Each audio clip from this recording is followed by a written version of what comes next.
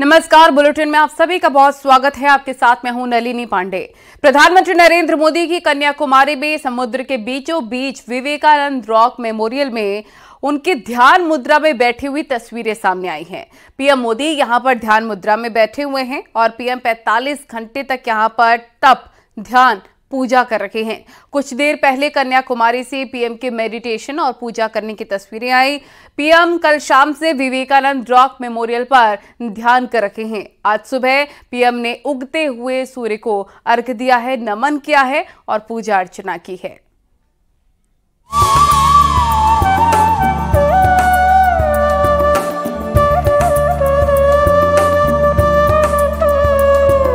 चुनाव पथ के बाद पीएम मोदी का आध्यात्म पथ।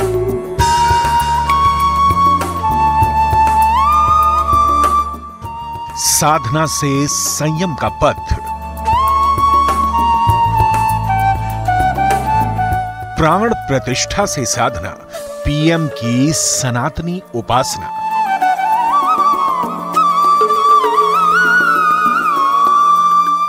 जप से जग कल्याण, तप से तपस्वी, ध्यान से धर्मवीर, साधना से सन्यासी और उपवास से उपकारी।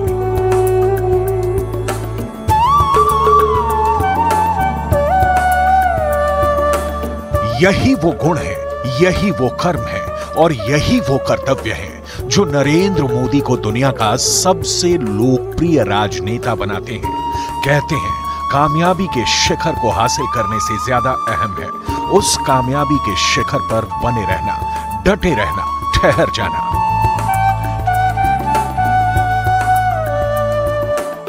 पिछले 25 बरस से पीएम मोदी भी कामयाबी के सर्वोच्च शिखर पर न सिर्फ आसीन हैं, बल्कि इस कदर ठहर चुके हैं कि उन्हें वहां से डिगा पाना किसी के बस की बात नहीं है।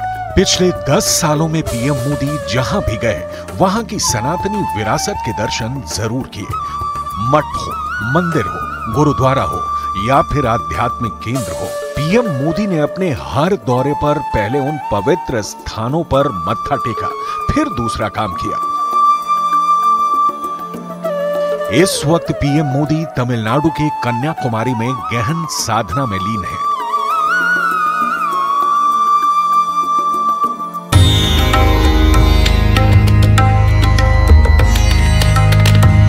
सिर्फ इसी महीने की बात करें तो पीएम मोदी ने 11 प्रमुख मंदिरों के दर्शन पूजन किए।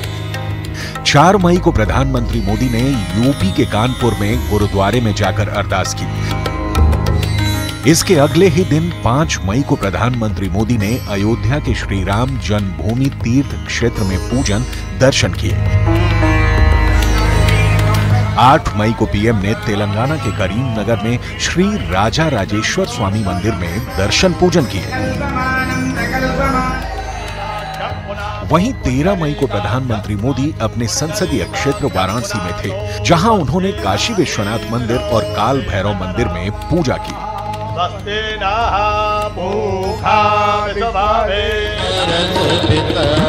इसके बाद 13 मई को ही प्रधानमंत्री ने पटना साहिब के तख्त श्री हरमिंदर जी में मत्था टेका और अरदास की।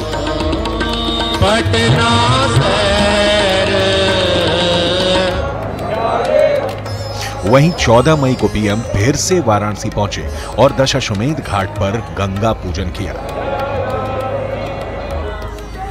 20 मई को प्रधानमंत्री ने ओडिशा के श्री जगन्नाथ मंदिर में जाकर पूजा की।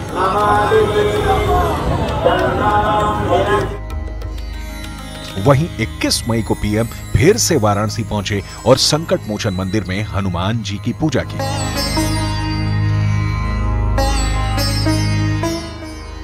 28 मई को प्रधानमंत्री ने कोलकाता में स्वामी विवेकानंद की प्रतिमा पर श्रद्धांजलि अर्पित की और विवेकानंद के घर के अंदर शिव मंदिर में पूजा की।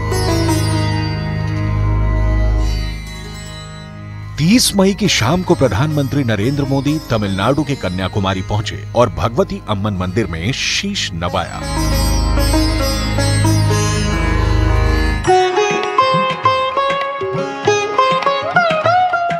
पिछले 10 बरस में पीएम मोदी ने भारत की सनातनी विरासत को न सिर्फ संजोया है, बल्कि अपने जप तप और आध्यात्मिक गतिविधियों से जन जन में आध्यात्मिक चेतना की अलख जगाई है।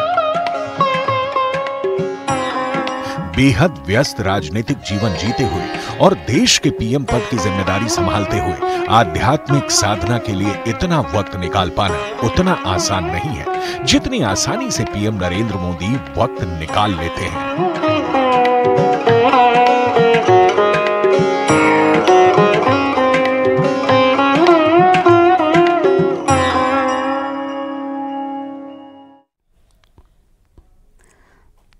2024 का चुनावी शोर थमने के बाद सियासी दलों के नेता आराम फरमा रखे हैं, लेकिन कुछ ऐसे भी चेहरे हैं जो अब भक्ति पथ पर निकल गए हैं, जिसमें गृह मंत्री अमित शाह, प्रियंका गांधी, एमपी के सीएम मोहन यादव भी शामिल हैं।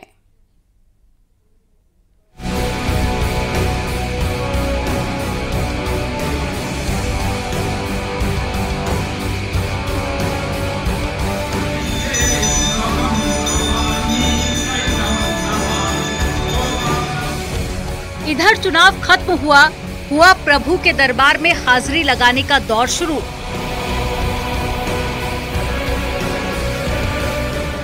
चुनाव के बाद ना किसी की भक्ति पर कोई सवाल,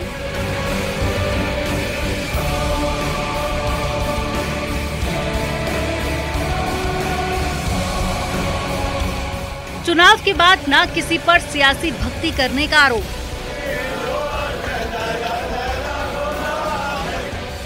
बस प्रभु की शरण और 4 जून को मंगलमय बनाने की कामना। राम मंदिर से 2024 की चुनावी समर की शुरुआत हुई और समापन भी मंदिर में माथा टेक कर हुआ। चुनावी समर खत्म होने के बाद ज्यादातर नेता या तो मंदिर में माथा टेक रहे हैं या फिर आराम कर रहे हैं। जहां प्रधानमंत्री नरेंद्र मोदी कन्याकुमारी में साधना में लीन हैं, वहीं केंद्रीय गृह मंत्री अमित शाह तिरुपति बालाजी में दर्शन कर रहे हैं। प्रियंका गांधी की अगर बात करें तो वो हिमाचल में जाखू मंदिर में भी माथा टेक रही हैं।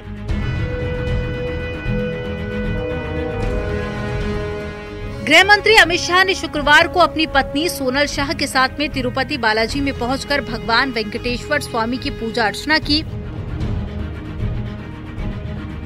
मंदिर के प्रवेश द्वार पर उनका स्वागत तिरुमाला तिरुपति देवस्थानम के कार्यकारी अधिकारी एवी धर्म रेड्डी ने किया। दंपति ने आज वीआईपी ब्रेक अवधि के दौरान पूजा अर्चना की।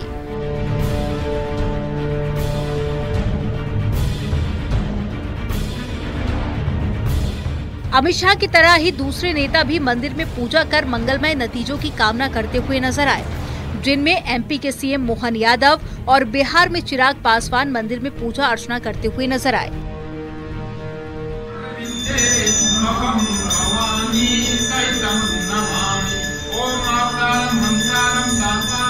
तो हिमाचल में चुनावी तैयारियों को परखने के बाद में प्रियंका गांधी ने जाखू देवता का आशीर्वाद लिया। हालांकि अब प्रियंका गांधी दिल्ली लौट चुकी हैं, जहां वो अपने बच्चों के साथ में टाइम स्पेंड करेंगी।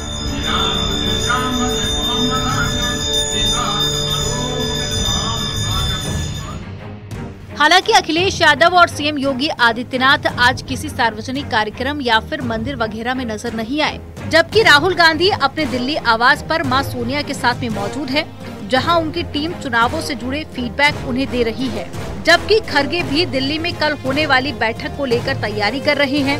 हालांकि सबसे दिलचस्प जानकारी अरविंद केजरीवाल से जुड़ी है। चुनाव खत्म होते ही केजरीवाल जेल लौटने की तैयारी कर रहे हैं। उन्हें 2 जून को वापस जेल जाना होगा।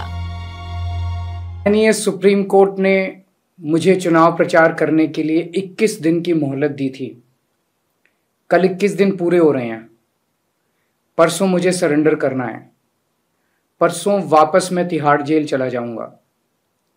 मुझे नहीं पता ये लोग इस बार कब तक मुझे जेल में रखेंगे, पर मेरे हौसले बुलंद हैं। देश को तानाशाही से बचाने के लिए जेल जा रहा हूं। आप अपना ख्याल रखना। मुझे जेल में आपकी बहुत चिंता रहती है। आप खुश रहेंगे तो आपका केजरीवाल भी खुश रहेगा। बहरहाल अधिकतर नेता प्रचार का दौर खत्म होने के बाद अपने घरों पर ही आराम कर रहे हैं और इंतजार 1 जून को आखिरी वोटिंग और फिर 4 जून को आने वाले नतीजों का है। Bureau report, news 18।